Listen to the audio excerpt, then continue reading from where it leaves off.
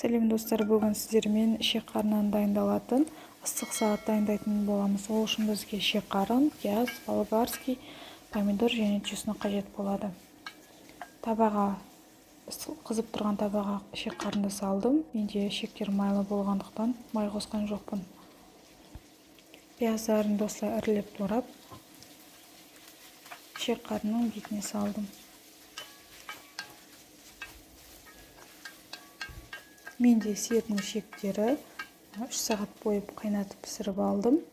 Майлы болғандықтан май қосқан жоқпын мен. Осындай ірі туралған болгар бұрышын.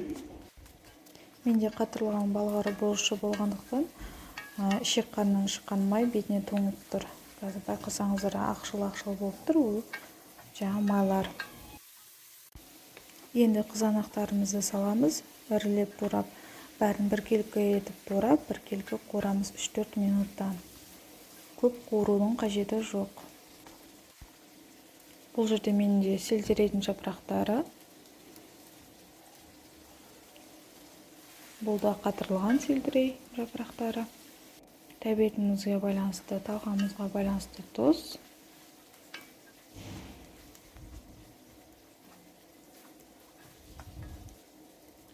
Үш-төрт дана чеснок салып жібереміз, ұсақтап турап.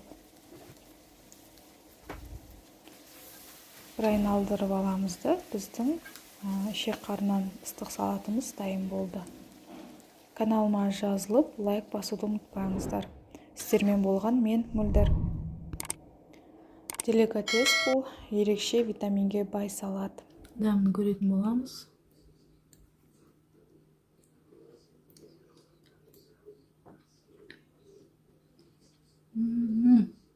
Дәмі керемет мынау. Қонақ күткенде горячий салат мынау.